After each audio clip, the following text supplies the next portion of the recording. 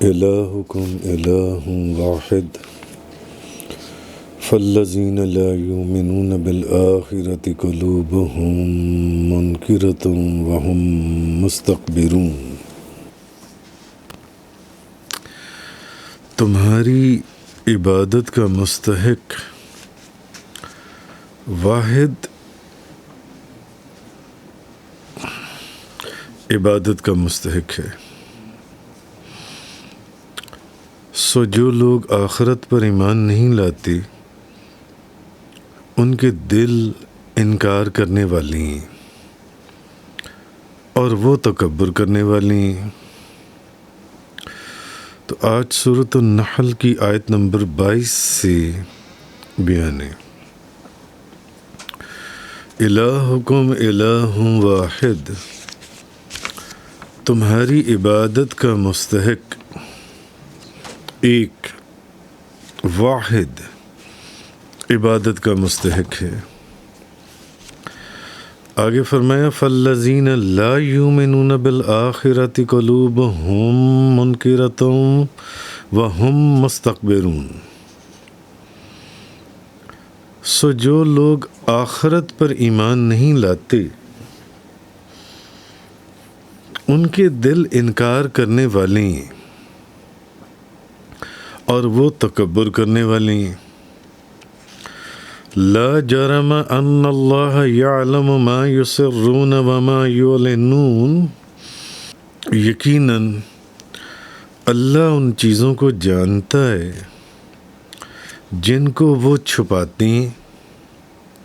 اور جن کو وہ ظاہر کرتے ہیں۔ انہ لا یحب المستکبرین، بے شک وہ تکبر کرنے والوں کو پسند نہیں کرتا۔ اللہ تعالیٰ تکبر کرنے والوں کو پسند نہیں کرتا۔ اب اصل میں پیچھے جہاں بیان چل رہا تھا ان تمام دلائل کا ذکر کرنے کے بعد اب اصل مقصد کا اعلان فرمایا گیا، تمام دلائل کا۔ یعنی پیچھے اگر آپ کو یاد ہو اللہ تعالیٰ نے بتوں کی عبادت کا رد فرما دیا تھا کہ بت اس قابل ہی نہیں ہے کہ ان کی عبادت کی جائے، اور کافر جس مذہب کے اوپر ڈٹے ہوئے تھے یا اڑے ہوئے تھے اللہ تعالیٰ نے دلائل کی روشنی میں اس کا بھی رد فرمایا تھا۔ تو ان تمام دلائل کا ذکر کرنے کے بعد اب اصل مقصد کا اعلان فرما دیا گیا کہ تمہاری عبادت جس کی تم عبادت کرتے ہو وہ ایک وحدہ لا شریک ہے، وہ تمہارا خدا ہے اور وہی تمہارا معبود ہے، اس کے سوا تم کسی کی عبادت نہیں کر سکتے اور نہ کوئی اس کے علاوہ عبادت کے لائق ہے، کیونکہ اس کے علاوہ اس روئے زمین پر، زمین و آسمان میں کوئی چیز ایسی نہیں ہے جو تمہارے لیے معبود بن سکے۔ تو تمہارا معبود ایک ہی ہے اور وہ تمہارا خدا اللہ وحدہ لا شریک، اللہ کے سوا کوئی نہیں ہے۔ اچھا، اب ایسا نہیں ہے کہ یہ لوگ حق کو سمجھتے نہیں ہیں، یہ لوگ حق کو سمجھتے نہیں، بلکہ اصل میں بات یہ ہے کہ یہ اتنے مغروری لوگ ہیں، ان کے اندر اتنا غرور ہے کہ ان کا غرور ان کو اجازت نہیں دیتا کہ یہ حق کا اظہار اپنی زبان سے کر سکیں۔ یہ ان تمام دلائل کو دیکھتے ہیں اور یہ صرف اپنے غرور کی وجہ سے یہ اس بات کا اقرار نہیں کرتے اور اللہ کے رسول کی غلامی میں داخل نہیں ہوتے کہ اللہ کا رسول ان کو جو پیغام دے رہے یہ وہاں پر سر تسلیم خم کر آپ سرکار کے پیغام کو قبول فرمائیں۔ تو سمجھایا یہ گیا ہے کہ اگر یہ مغرور اور متکبر ہیں، اگر ان کے اندر غرور ہے اور تکبر ہے، اللہ کو اس کی کوئی پرواہ نہیں ہے، کوئی پرواہ نہیں ہے، تو ان کو ان کی حالت میں چھوڑ دیا جائے گا جس غرور اور تکبر کے اندر یہ پل رہے ہیں، بڑھ رہے ہیں، اور اس اللہ کی وحدانیت کا انکار کر رہے ہیں غرور کی وجہ سے، یہاں تک کہ ایک دن موت کا وقت آ جائے گا اور یہ نامراد ہو کر ہمیشہ ہمیشہ کے لیے یہ ابدی عذابوں کے اندر دھکیل دیے جائیں گے اور پھینک دیے جائیں گے۔ اچھا، اب کہنے کا مقصد ایک یہ بھی ہے کہ ایک تو وجہ یہ بھی بتا دی کہ بھئی یہ اللہ کی توحید کا انکار کرتے ہیں اور شرک کے اوپر اصرار کرتے ہیں، تو اس کی وجہ کیا ہے؟ ایک تو یہ بات آ گئی نا کہ غرور بھی ہے اور تکبر بھی ہے۔ تو اصل میں جو لوگ آخرت پر ایمان رکھتے ہیں، جن کا آخرت پر ایمان ہے، جو آخرت پر ایمان، آپ لوگوں کا آخرت کے اوپر ایمان ہے، اب جن کا آخرت کے اوپر ایمان ہے وہ جب نیکیوں پر ثواب کے دلائل سنتے ہیں، دیکھتے ہیں، سمجھتے ہیں، یا برائیوں پر عذاب کے دلائل سنتے ہیں، دیکھتے ہیں اور سمجھتے ہیں، تو یہ لوگ پھر ثواب کو حاصل کرنے کے لیے رغبت کرتے ہیں۔ کیونکہ ان کا آخرت کے اوپر ایمان ہے، ان کو معلوم ہے کہ ہم نے مرنے کے بعد اٹھنا ہے، تو جس کو یقین ہے کہ اس نے مرنے کے بعد اٹھنا ہے اور مرنے کے بعد دوبارہ زندہ ہونا ہے اور آخرت میں قیامت میں کسی کی بارگاہ میں حاضر ہونا ہے، تو وہ تو نیکیوں اور برائیوں کے عذاب اور نیکیوں کے جو آگے جزا ہے اس کے اوپر پھر وہ اس راستے کے اوپر رغبت کرتے ہیں جو ان سے ہیں۔ اچھا، یہ تو وہ لوگ ہو گئے ایمان والے، اور پھر یہ لوگ عذاب سے بھی ڈرتے ہیں اور نیکیوں کی طرف بھی رغبت کرتے ہیں، اور یہ ان دلائل کو سنتے ہیں، اور ان کو جو کہا جاتا ہے اللہ اور اس کے رسول کا جو پیغام دیا جاتا ہے یہ اس کی طرف رغبت کرتے ہیں، اس کے اوپر ایمان لاتے ہیں اور اس پر یقین کرتے ہیں جو ان سے ہیں۔ اب ایک تو یہ لوگ ہو گئے، اب ان کے پیرالل دوسری طرف دوسرے لوگ ہو گئے جو لوگ آخرت پر ایمان نہیں لاتے اور آخرت کا انکار کرتے ہیں۔ ظاہر ہے جو آخرت پر ایمان نہیں لائے گا، جس کو یہ پتہ ہے کہ میں نے مرنے کے بعد دوبارہ نہیں اٹھنا، تو وہ تو بدماشی کرے گا، وہ تو تکبر اور غرور میں، اس کو پتہ مرنے کے بعد تو اٹھنا ہی نہیں ہے، جو کچھ ہے بس یہیں پر ہے، اس لیے جو کر سکتے ہو یہاں پر کر لو۔ اللہ سے ڈرے گا وہی، اللہ اور اس کے رسول کا پیغام وہی قبول کرے گا جس کو پتہ ہے کہ میں نے مرنے کے بعد دوبارہ اٹھنا ہے، کسی کی بارگاہ میں پیش ہونا ہے، مجھے نیکی کے اوپر ثواب ملنا ہے اور گناہ کے اوپر مجھے عذاب ملنا ہے، وہ اللہ سے ڈرے گا۔ کیونکہ اس کا یقین ہے کہ اس نے مرنے کے بعد دوبارہ اٹھنا ہے۔ تو جس کو یہ یقین ہی نہیں ہے، بلکہ اس کو تو یقین یہ ہے کہ میں نے مرنے کے بعد اٹھنا ہی نہیں ہے، تو وہ کیوں نیکی کی طرف رغبت کرے اور وہ کیوں عذاب سے ڈرے؟ وہ کیوں عذاب سے ڈرے گا؟ وہ نہیں ڈرے گا عذاب سے جن سے۔ تو یہ وہ لوگ ہیں جو نہ تو دائمی عذاب کی خبر سے یہ ڈرتے ہیں اور نہ ان کو کوئی ثواب، کیونکہ ان کو کیا ہے، ان کو پتہ کہ ہم نے تو مرنے کے بعد اٹھنا ہی نہیں ہے، تو ان کو کیا ثواب، ہمیں ثواب ملے گا جون سے.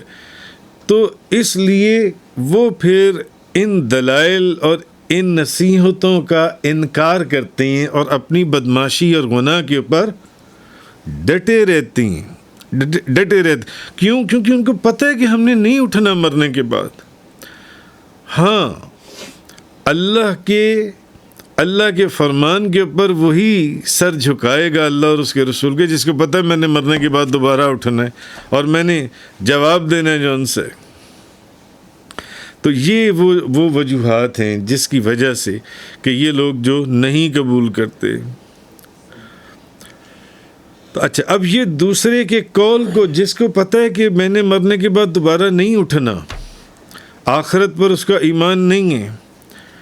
یہ وہ لوگ ہیں جو دوسرے کی بات کو قبول کرنے میں تکبر اور غرور کا سہارا لیتے ہیں، یا تکبر اور غرور کے اندر جو ان سے یہ لوگ چلے جاتے ہیں. بہرحال اللہ تعالیٰ نے ان آیات کے اندر یہ چیز فرما دی کہ اصل مقصد جو اعلان فرما دیا گیا وہ یہ کہ زمین اور آسمان کے اندر اللہ ایک کے سوا کوئی عبادت کے لائق نہیں ہے، کوئی اور معبود نہیں ہے، نہ ہو سکتا ہے نہ. اور یہ صرف تکبر اور غرور کی وجہ سے یہ سارا کچھ کر رہی ہیں، صرف تکبر اور غرور کی وجہ سے. اچھا، اب ایک چیز سوچنے والی اور سمجھنے والی ہے جو مفسرین نے فرمائی ہے، وہ یہ کہ تکبر کیا صرف کافر کرتے ہیں؟ تکبر کرنے والا مومن ہو یا کافر ہو، تکبر کرنے والا مومن ہو یا کافر ہو، اللہ تعالیٰ تکبر کرنے والے کو پسند نہیں کرتا. تکبر کیا ہے؟ غرور. حضرت عبداللہ بن مسعود رضی اللہ تعالیٰ عنہ فرماتے ہیں، اب تکبر کا معنی کیا ہے؟ تکبر کا جنس ہے. اب اس کے معنی نبی کریم صلی اللہ علیہ وسلم کی زبان مبارک سے سنتے ہیں کہ حضور نے اس کا کیا معنی فرمایا کہ تکبر کیا ہے. حضرت عبداللہ بن مسعود رضی اللہ تعالیٰ عنہ فرماتے ہیں، آپ سے روایت ہے کہ اللہ کے رسول نے ارشاد فرمایا، تکبر یہ ہے کہ جو حق بات ہے نا، اس کو سمجھنے سے انکار کر دے، حق بات کو، یعنی حق بات کو جھٹلائے. حضور نے فرمایا تکبر یہ ہے کہ حق بات کو جھٹلا دے. وہ جانتا ہے کہ یہ حق بات ہے اور اس کا انکار کر دے، یہ تکبر ہے. اور دوسری تعریف حضور نے یہ فرمائی کہ تکبر یہ ہے جو دوسروں کو حقیر سمجھے. میں اعلیٰ ہوں اور دوسرا ادنا ہے. تکبر یہ کہ دوسرے کو حقیر سمجھے یا حق بات کو ماننے سے انکار کر دے، حق بات کو جھٹلائے. تو ایک اور حدیث میں حضرت عبداللہ بن عمر رضی اللہ تعالیٰ عنہ فرماتے ہیں کہ اللہ کے رسول نے ارشاد فرمایا کہ تکبر کرنے والے جو لوگ ہیں یہ قیامت کے دن چیونٹیوں کی طرح جمع کیے جائیں گے، مردوں کی صورت میں چیونٹیوں کی طرح، اور ہر جگہ سے، ہر ڈائریکشن سے ان کے اوپر ذلت مسلط کر دی جائے گی جو لوگ تکبر کرتے ہیں. اور تکبر کی تعریف میں نے آپ کو بتا دی نبی پاک صلی اللہ علیہ وسلم کی زبان مبارک سے، جو بندہ حق کا انکار کرے یا دوسرے کو حقیر جانے اور اپنے آپ کو اعلیٰ سمجھے، یہ تکبر ہے. تو حضور نے فرمایا کہ قیامت والے دن جو ان سے، ترمذی شریف کی حدیث ہے، حضور نے فرمایا چیونٹیوں کی طرح جمع، اور ان کے اوپر ہر طرف سے ذلت کو مسلط کر دیا جائے گا، ذلت ان کے اوپر ہوگی. اور جہنم کا ایک قید خانہ ہے جس کو بولس کہا گیا ہے، ان پر آگوں کی آگ چھا جائے گی، ان کو اس تہ خانے کی طرف دھکیل دیا جائے گا، اور وہ جو دوزخی ہیں ان کو دوستیوں کی جو وہاں جس پیپ کا ذکر آیا ہے یا خون کا ذکر آیا ہے وہ ان کو پلایا جائے گا، یہ جو تکبر کرنے والے لوگ ہیں، تکبر کرنے والے۔ اب تکبر ہے تو بہت بری چیز،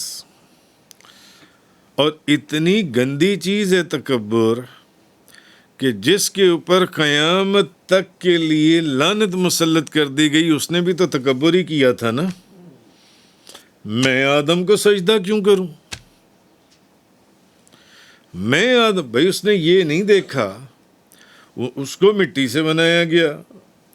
مجھے اس نے یہ نہیں دیکھا کہ مجھے حکم کون دے رہا ہے، مجھے حکم دینے والا کون ہے، بس مجھے تو حکم کے اوپر عمل کرنا ہے، دیٹس آل۔ تو جس کے اوپر قیامت تک کے لیے لعنت مسلط کر دی گئی، وہ بھی تو تکبر ہی کی وجہ تھی نا۔ قیامت تک کے لیے اللہ کی، فرشتوں کی، نیک لوگوں، اس پر لعنت اور لعنت پڑتی ہی رہے گی، صرف تکبر اور غرور کی وجہ سے۔ اچھا، اب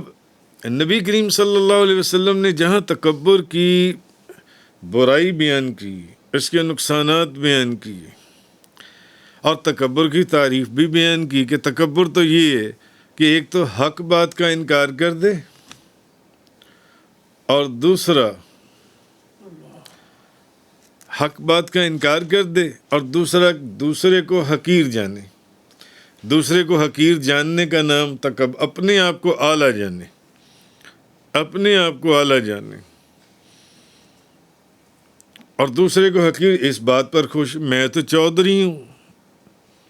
اور یہ بندہ جون سے ہے، یہ تو میرے ہاں کام کرتا ہے، نوکر ہے میرا،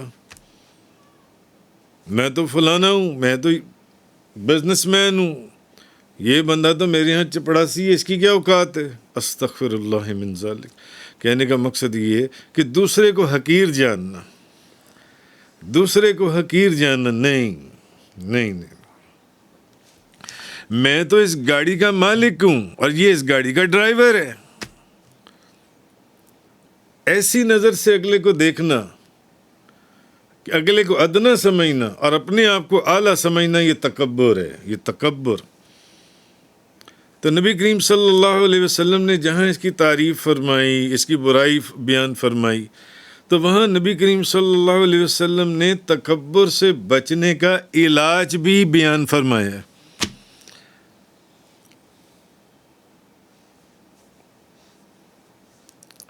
اتنے احسانات ہیں نبی پاک صلی اللہ علیہ وسلم کی اپنی امت کے اوپر، ہم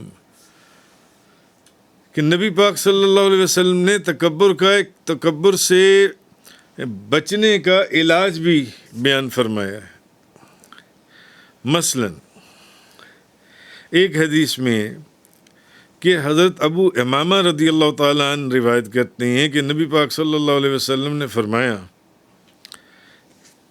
جو بندہ اپنا سامان خود اٹھائے وہ تکبر سے بچ گیا، وہ تکبر سے بچ گیا، وہ تکبر سے بری ہو گیا۔ جو بندہ اپنا سامان خود اٹھائے، اگر بندہ یہ چاہتا ہے کہ میں تکبر سے محفوظ رہوں، تو حضور نے ایک طریقہ بتایا کہ وہ بندہ اپنا سامان خود اٹھائے۔ اور دوسرا، نبی پاک صلی اللہ علیہ وسلم نے اس کا طریقہ یہ بیان فرمایا کہ عاجزی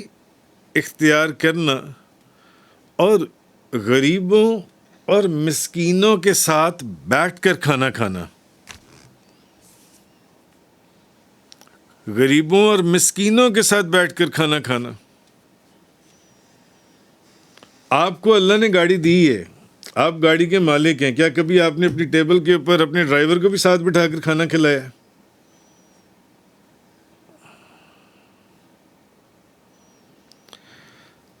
اس مسکین یا وہ جو غریب، وہ جو ہے اس کے ساتھ بیٹھ کر کھانا کھانا۔ حضرت عبداللہ بن عمر رضی اللہ تعالی عنہ سے روایت ہے کہ نبی پاک صلی اللہ علیہ وسلم نے ارشاد فرمایا، عاجزی اختیار کرو اور مسکینوں کے ساتھ بیٹھا کرو، اللہ تعالیٰ کی بارگاہ میں تمہارا مرتبہ ایک تو بلند ہو جائے گا اس چیز کی وجہ سے، دوسرا حضور نے جو تکبر کا علاج فرمایا، حضور نے فرمایا دوسرا تم تکبر سے پاک ہو جاؤ گے، تم تکبر سے بری ہو جاؤ گے۔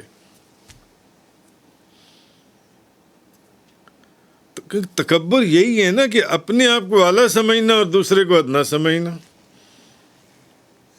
یہ میرا ڈرائیور ہے، یہ میرا گیٹ کیپر ہے، یہ میرا فلانا بندہ ہے، یہ میرا باورچی ہے، یہ میرا سوال ہی نہیں پیدا ہوتا یہ میرے ساتھ میری ٹیبل کے اوپر بیٹھ کر کیسے کھانا کھا سکتے ہیں، میں تو اعلیٰ ہوں۔ نہیں، حضور نے فرمایا تکبر سے بچنے کا، کیونکہ یہ اتنی گھناؤنی اور گندی اور غلیظ چیز ہے کہ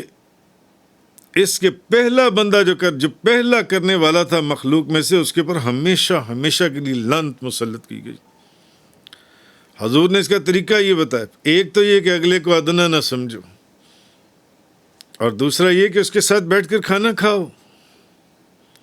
اس کے ساتھ بیٹھ کر کھانا کھاؤ، اور علاج اس کا یہ کہ اپنا کام، اپنا سامان خود اٹھاؤ، اور دوسرا یہ کہ اس کے ساتھ بیٹھ کر کھانا کھاؤ۔ جون سے کن کے ساتھ؟ مسکینوں کے ساتھ بیٹھ کر کھانا کھاؤ۔ تو مفسرین نے ایک واقعہ لکھا ہے حضرت امام حسین رضی اللہ تعالی عنہ کا، کہ ایک مرتبہ حضرت امام حسین کا کچھ مسکینوں کے پاس سے گزر ہوا، تو وہ لوگ کھانا کھا رہے تھے، تو انہوں نے حضرت امام حسین رضی اللہ تعالی عنہ کو فرمایا کہ اے ابو عبداللہ، آپ بھی یہ کھا لیں جو ہم کھا رہے ہیں۔ ان مسکینوں نے کہا۔ امام حسین نے اپنی سواری وہیں پر روک دی اور اتر گئے، اور ان مسکینوں کے ساتھ وہ جو فقیر بیٹھے ہوئے تھے کہیں فٹ پاتھ کے اوپر، سڑک کے اوپر بیٹھ کر آپ بیٹھ گئے، اور آپ فرمانے لگے اِنَّهُ لَا يُحِبُّ الْمُسْتَكْبِرِينَ، بے شک اللہ مغروروں کو، تکبر کرنے والوں کو پسند نہیں کرتا۔